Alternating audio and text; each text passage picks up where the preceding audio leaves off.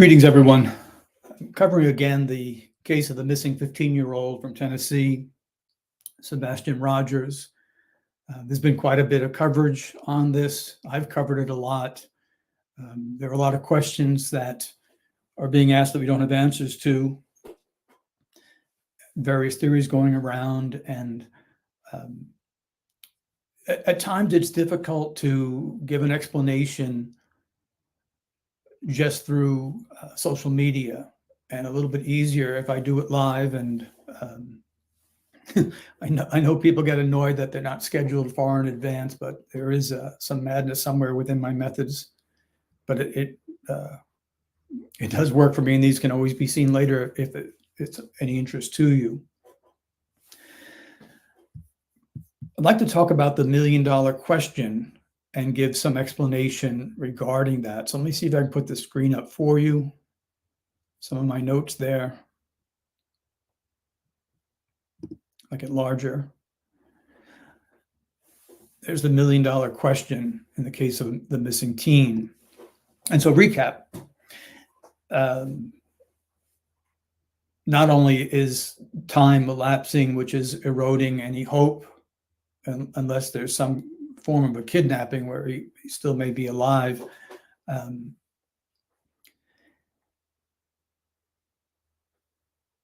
The mother was the only one home, and this is alleged, and I trust that the police know these things. That's why I'm going on the assumptions. I know many differ, and that's fine.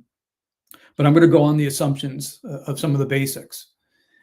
Mother was the only one home, and she said that she got up at 6 a.m. to wake him for school, which I'll talk about that, and he wasn't there. And she didn't give an interview. She didn't give out the information of what he looked like, his particular needs. As those of you who are familiar with the case, he has autism, and he has some specific challenges, behavioral challenges that are difficult all around. Likely, there may be some sensory issues, which many parents of autistic children report, and I'll touch upon that. So the media didn't give a lot of coverage to this initially, but social media did. People were upset, and a 15-year-old missing, a 15-year-old with special needs, is very upsetting. Particularly upset are a lot of the parents that have autistic children or have raised autistic children. And so what it became was a divergence of views where people are speaking out. And some people were literally on social media saying, "Where is he?" And the mother who was home with them and the stepfather who gave that initial interview didn't. There was silence there. And people were upset. And eventually they responded to give an interview. Now, in that initial interview, there were some things that were said there that were very alarming. The first two things that are the most important to my perspective is that they did not show guilty knowledge of killing him. And it's something that would be very difficult to conceal. It's just so powerful, and I'll show you why that is. The second thing is they didn't show guilty knowledge of knowing where he was 1 week later. I'm not a fan of the expression "where he's at," but some regionalism may play in there. But they didn't show guilty knowledge of those things. So very major points. And so initially you're looking at it, you're saying, okay, these are innocent parents. We don't wish to falsely accuse anyone, although it's not legally binding. It's just opinions people have. And then there was deception. But two major factors that I noticed in the interview was that it was very controlled information. There, you have one parent that was home, one step parent that was not home, yet they were in sync with one another very closely. It shows a very strong bond, actually, in the context of the 15-year-old is missing. And as many have already observed, and then it became even more so in subsequent interviews, we saw the stepfather controlling things, answering questions for them. And then we learned that 911 was not dialed, but the sheriff's department was dialed, and law enforcement regarding a missing child with special needs is now hearing the information from someone who was hours away, who wasn't there.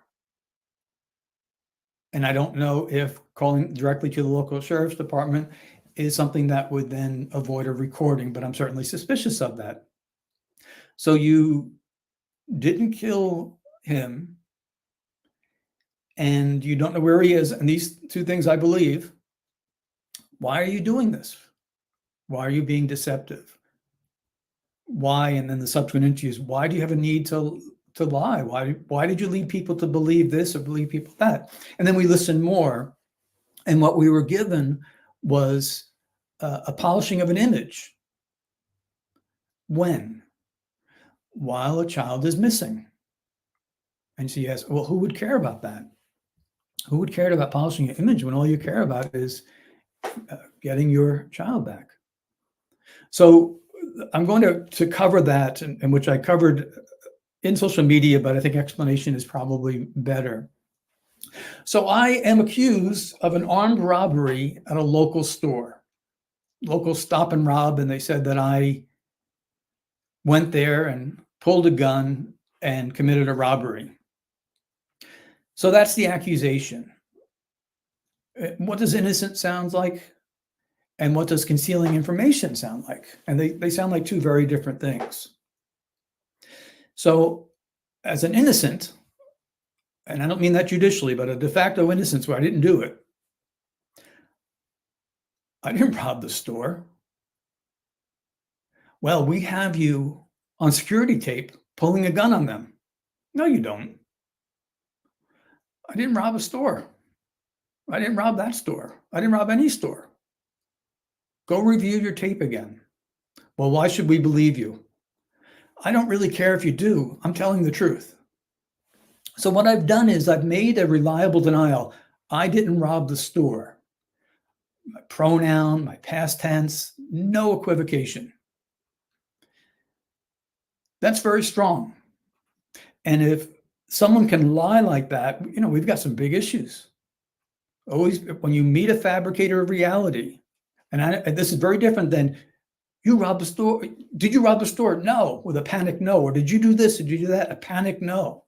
And then later on, someone says, I'm sorry, I lied, and yeah, I did do such and such, or I did spend this money or went to this location, or whatever it may be. It's very different.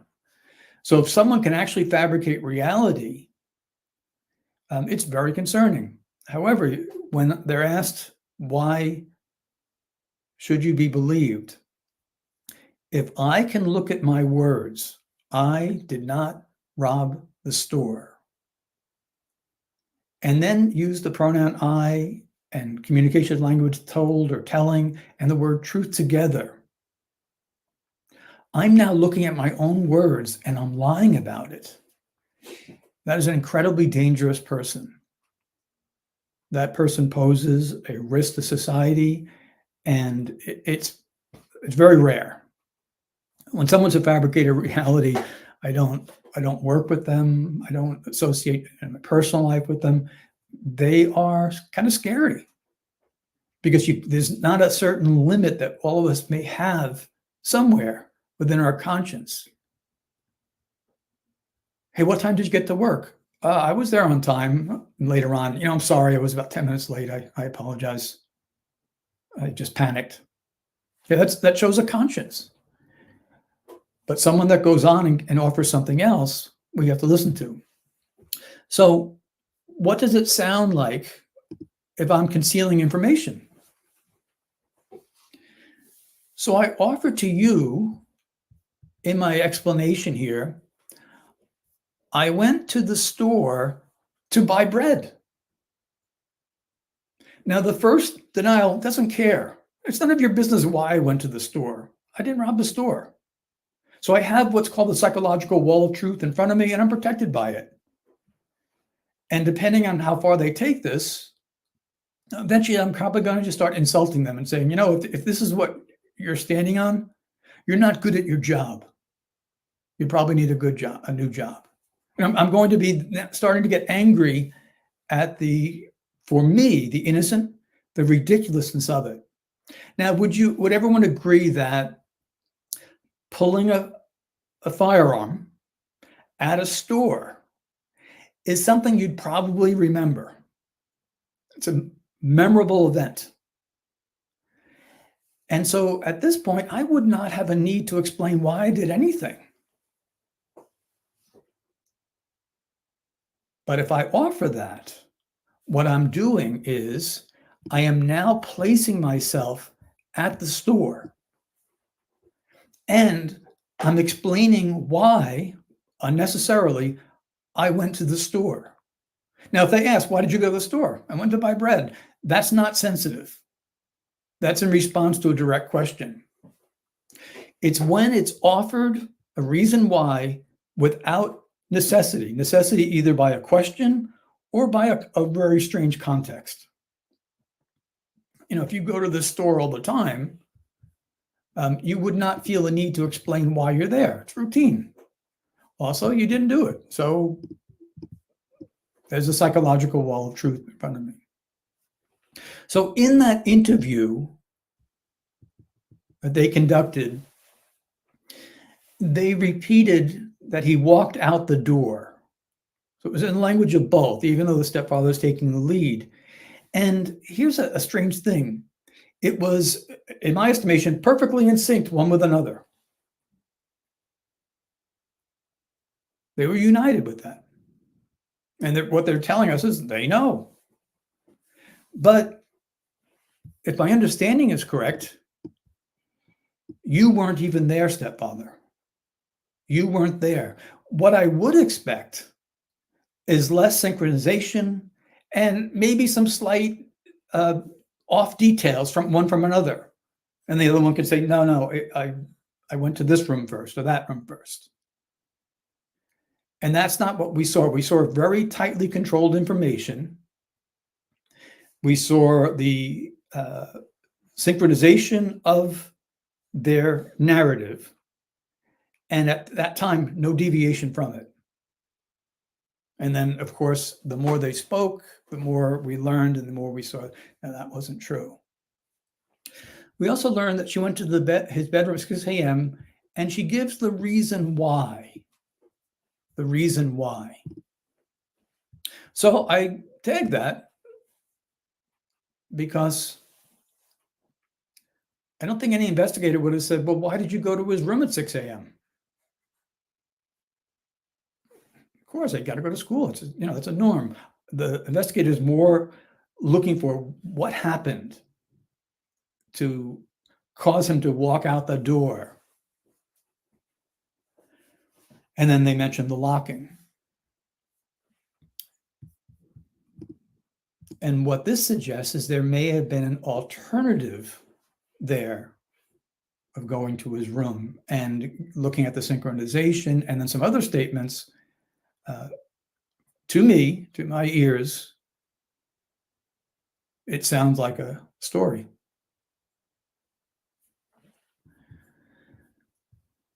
Now, going to the room and to wake him up for school, and then he's not there, what are we led to believe? We're led to believe that they don't know why he wouldn't be in his room. It's a mystery. It's a mystery. We are to believe there is no knowledge of his disappearance until 6 a.m. And those of you that have been following my work on the case, public work, I'm not involved with it at all, is I don't believe that. And I can give some of my reasons. So then the stepfather said something that should look like this. on an analyst page. He said that regarding, staying to that, he walked out the door. Staying to that. While his stepson is missing, the man who was not on the location said the $1 million question is why. Now, this is an expression, probably inflation has eroded this question somewhat, expression somewhat, but the $1 million question, that goes back to TV time. And it is to say, this is the paramount, this is the top mystery, is why did he go out that door? Now, what would your, no, I wouldn't even say what would in terms of conditional. What was your first question when you heard about this case? What was your paramount question? What was mine? Where's Sebastian? Where's Sebastian? Now, we may want to look at later on as things begin to get hazy. It's like, hey, what happened there?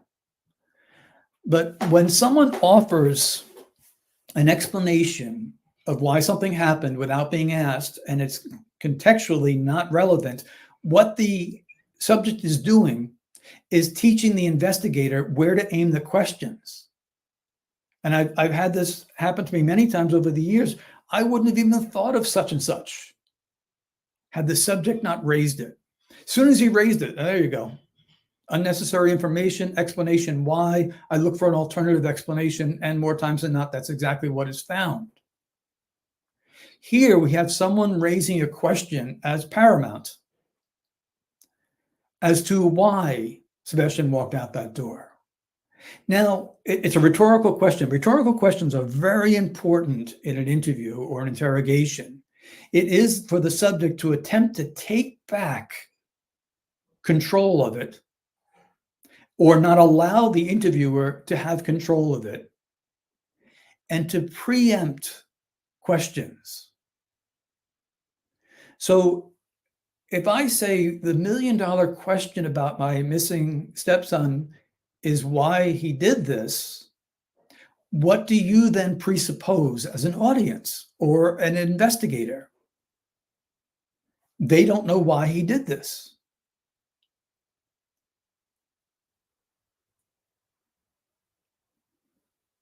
He is taking control and saying, don't ask me why, because I don't know.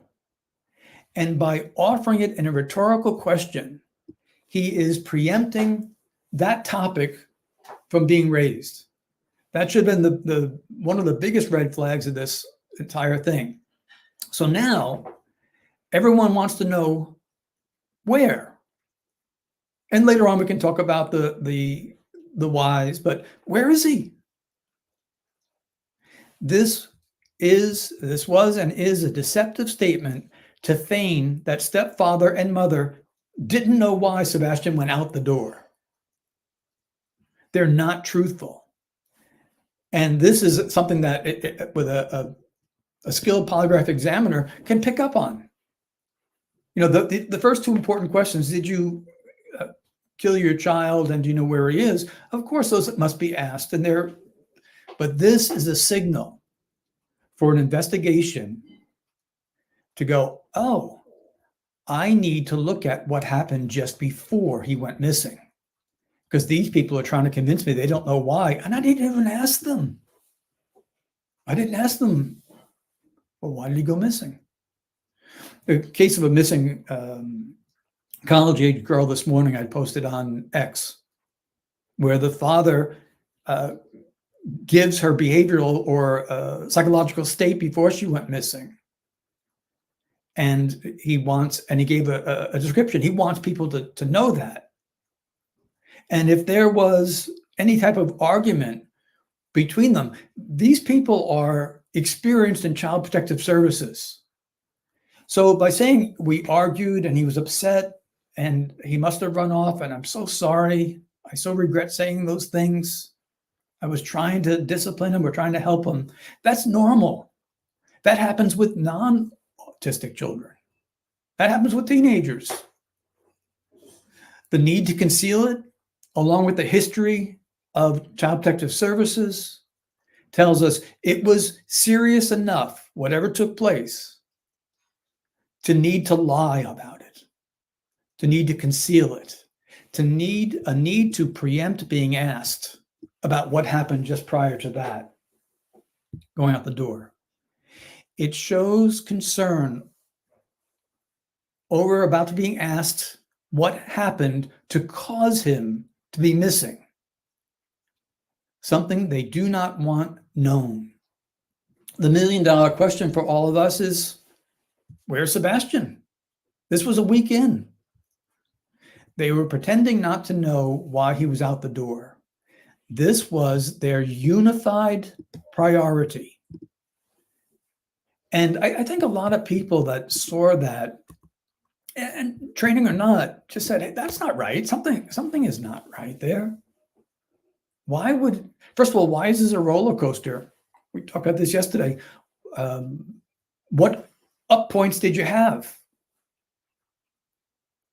What little realms of hope were given to you by law enforcement, by searchers? Why would it be an up and down? To me, it's just down.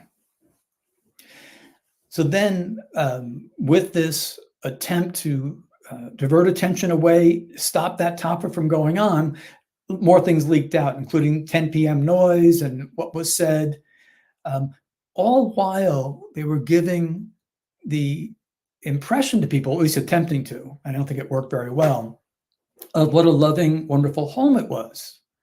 And so then stepfather basically went on tour to talk about what a great guy he is. And he could go on literally for hours, what a great guy he is. It's heightening guilt. We call the unnecessary moralizing that you sometimes see, where people rush to be the most moral, often is concealing a moral deficit that's bothering them. They look for a veneer of some form of righteousness to cover it.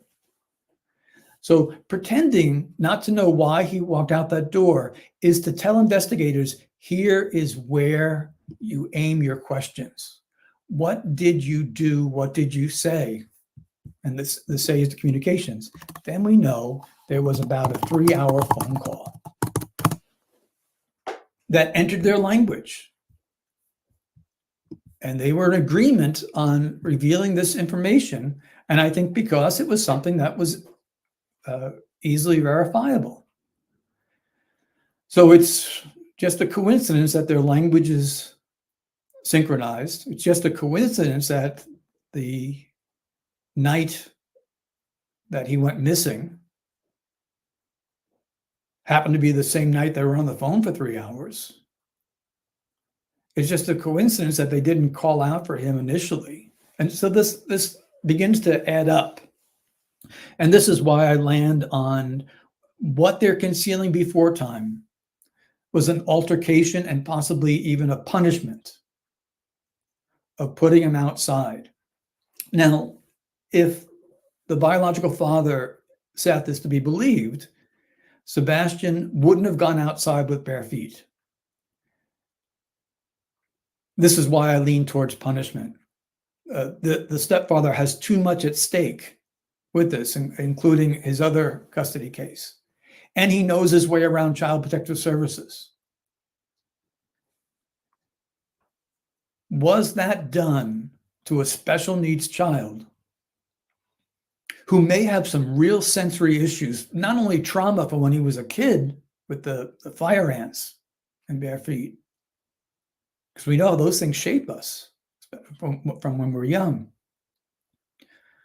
But was it a particular act of cruelty in a punishment? And why would he have a need to synchronize their information? And why would he have a need to feign not knowing if it wasn't something beyond the normal bounds of a family and beyond what he understands abuse, neglect, exploitation is from his history with Child Protective Services? I believe he directed these things on the phone. Because I also believe that if he hadn't said, put him out, we'll make a man of them. And, you could see the belligerence in this guy all along. I think he probably would have thrown the mother under the bus and kind of washed his hands of it. Not my problem. I wasn't there. Instead, but you have the strong synchronization of working together. So I'd like to take your question to see if I'm making this clear. I don't always know if I am. I know some people still have questions about the I love you, mama statement. If I can't get this one across, I have to let it go. But I love you in a statement, especially in police and any type of domestic situation, is a red flag. So why is that? We all tell our children, I love you. And the children may echo it back, I love you, every night of their lives. It's a norm. It's common. It's a shared experience.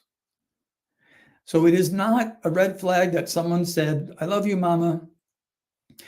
It is a major red flag that reeks of a very bad relationship, at least that night, between mother and special needs child. It is a need to persuade the public, and it was repeated almost exactly on different interviews. And of course, the interview started to expand things. So it's not a red flag. I say it to my kids. I say it to my grandchildren all the time. But I don't have a need to tell the public that while my child is missing. That is part of the portrayal of what a good parent I am. So therefore, don't suspect me because I'm such a good parent. Whereas honest parents will say, we had an argument. It was really bad. And it's my fault he ran off. They're not going to face charges for that. These people know what they're doing. At least this fella knows what he's doing. They were pretending not to know why he was out the door, which signals to us they know exactly why. And it was their priority, at least in his language, at first and then hers later, that they don't get blamed. They don't get blamed. In an interview, liars teach us how to ask the right questions. If we're listening, they teach us how to do that. And this is why I think there was an altercation and there was a cruel punishment of locking him out of the house. The 3-hour phone call links stepfather to the mother in this guilt. That's why he can't break up with her right now. This is why he used emphatic language or even hyperbole. $1 million question. In other words, the most expensive, the most important question while Sebastian is missing is not, where are you, Sebastian? Or are you okay? It's why. It's actually blame shifting as well, which tells us if you need to shift the blame to someone else, we got to look at you. So I do believe they don't know where he is, and I do believe they didn't kill him. But they know exactly what they did. What they did, coordinated via phone, to cause him to be barefoot, without his phone, and locked out. And so from there, it could be anything. It could be he fell into water, he fell into a ditch. It could have been that he made it to the construction site and a stranger grabbed him. Whatever it is, these people are responsible for him being put out. If he ran out barefoot after that trauma, he had to be literally beside himself. Something had to hurt him psychologically that would likely require professional intervention. One of the broadening definitions of abuse and the intensity of it. So if Sebastian met with an accident or with a stranger who harmed him, they are ultimately responsible for what happened, and they're covering this up. They know CPS, and they know they have a need to cover it up. The investigation at this point should focus on them using Chris's own words in an interview interrogation, and if he will take a polygraph. When he said the million-dollar question is why, Sebastian walked out the door, he was doing what deceptive, habitually manipulative people do. Try to prevent or preempt a question by posing it first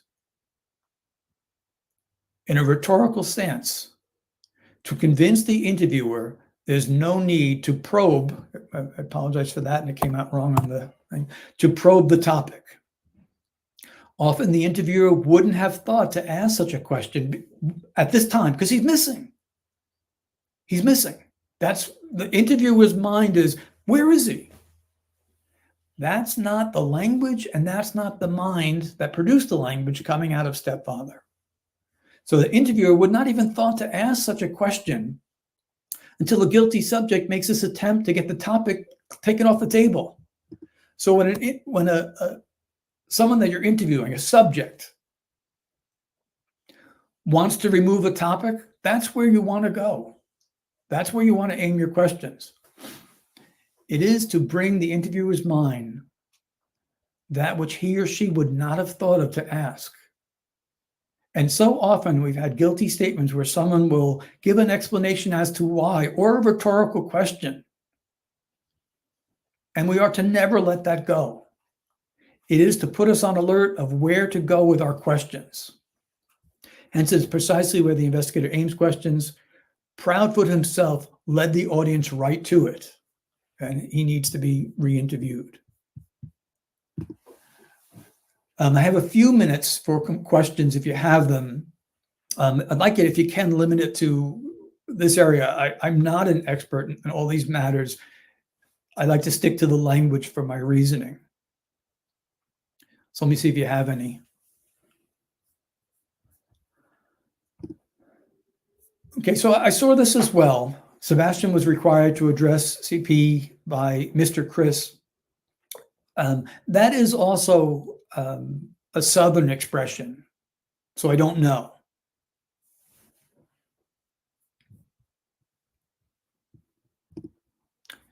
I think Monday morning they were concerned someone else would find him wandering around in the cold, no coat, bare feet, and Sebastian would spill the beans. I agree.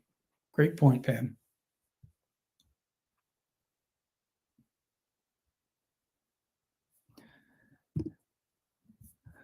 I don't find any guilt within the father. I think there are a lot of issues, and it kind of reflects the life that Sebastian had.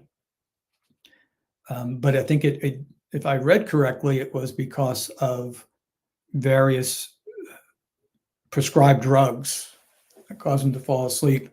I think most of us would be pretty alert during the polygraph, but I don't see a connection of guilt regarding Sebastian's disappearance in him.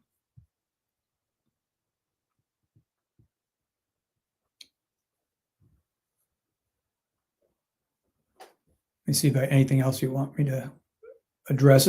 Any challenges to the language there that I can maybe explain?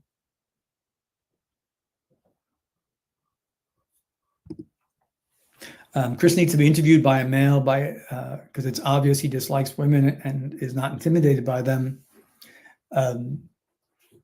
He may have been intimidated by Nancy Grace's questions.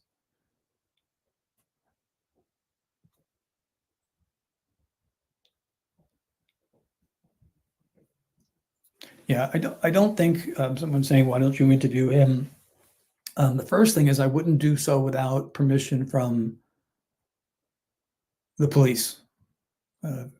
If they were to ask me to remove all these videos for the cause of their investigation, they'd be gone. And I'd say not another word.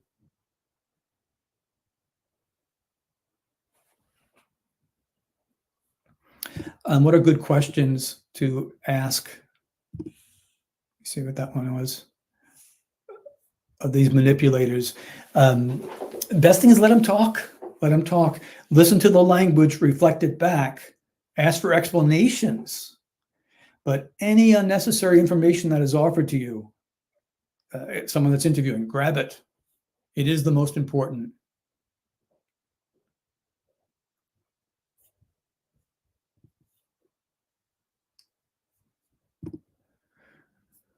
What are your thoughts on CP stating something the officer said this would be a case to be studied? I didn't hear that. I don't know it. Some people were very upset the way he tries to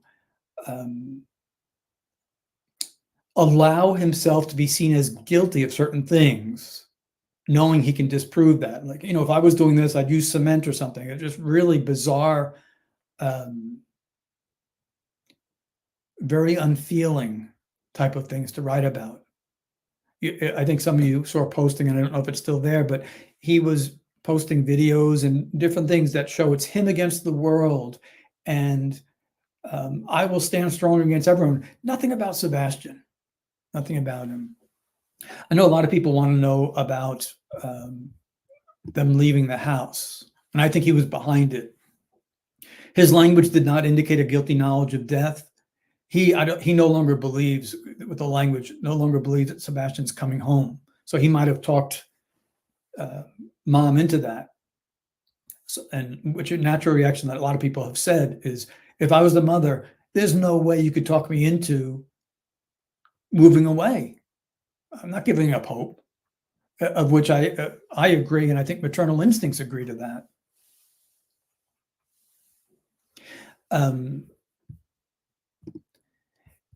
Even with they are cowards for doing what they did to Sebastian, even if they did things that are wrong,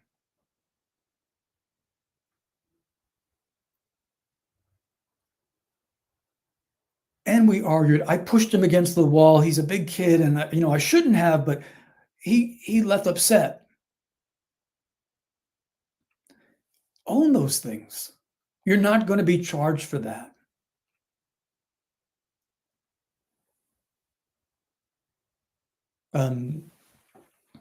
Someone remarked it's a good sign for them that they haven't lawyered up. I disagree.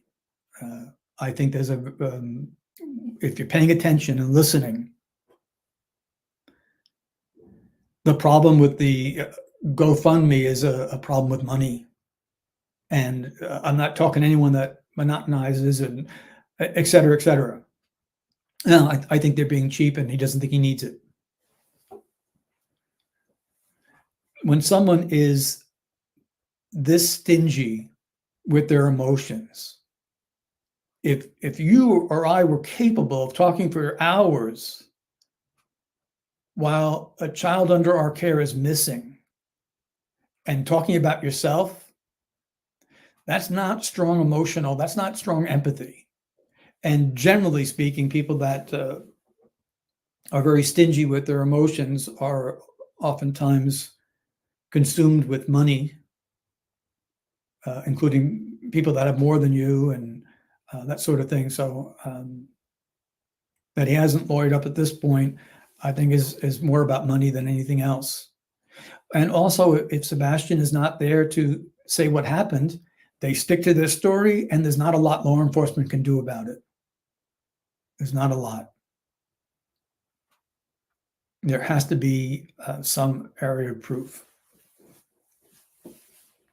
So stingy with emotions often means stingy with money, that sort of thing. Do I think they will confess? Short answer, no. There will be more of a chance that the mother might, years from now, once they're separated, once they're apart, I don't see them lasting together. I think it's difficult enough for normal people or well-functioning people to stay together after a tragedy like this. But guilt sometimes can bind people together. If and when they break up, maybe she'll talk more. But whatever he may have directed on the phone, because that phone conversation is key, she did. She was the one home with him.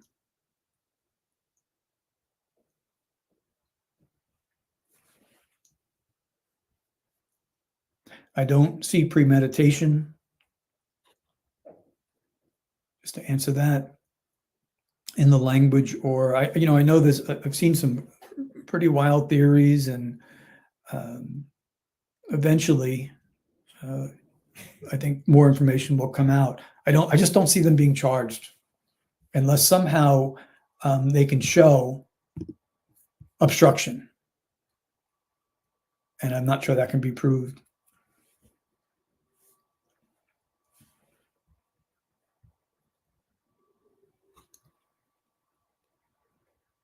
And I think specifically what is being covered up is what happened prior to him going missing. And I don't know how they would prove that he went missing at 10 p.m. or after. So I think in that 3-hour window, it was just prior to that he went missing. So I don't think he went missing at 6 a.m.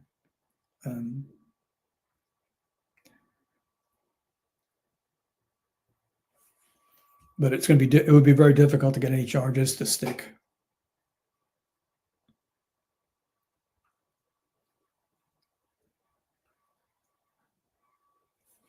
Yeah. When a child goes missing and the step parent brags about his wonderful disciplinary tools and advises others to use it, he's reaping guilt. And everything comes down to the context. He's missing. I don't know what he's eating. I don't know what he has on his feet. He's scared of that.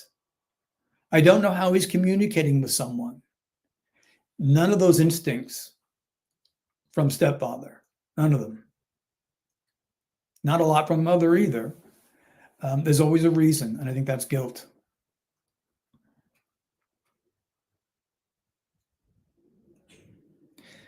Guilt about what? Guilt about what caused him to go out that door. And I lean towards, more than anything else, punishment via the stepfather's control over the phone.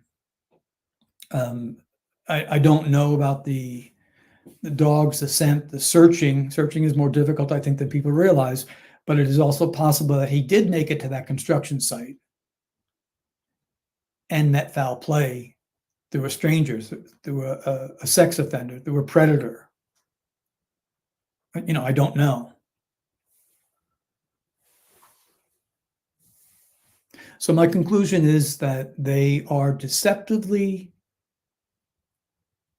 withholding information about what happened beforehand, and the priority of the stepfather's language is to prove that they didn't know what caused him to leave, even though we've not seen challenges of such a thing. So it's eating away at him. And he went on this rehabilitation tour, a speaking tour, to show what a great father he was. And he wasn't. So thank you for joining me. And I'm not sure I'll be covering the case much further until there are more developments, but I thought it might be better to explain why I've been so insistent about the missing information, about the deception that took place, and the coordinated language. I hope that's of some value. Thank you for joining.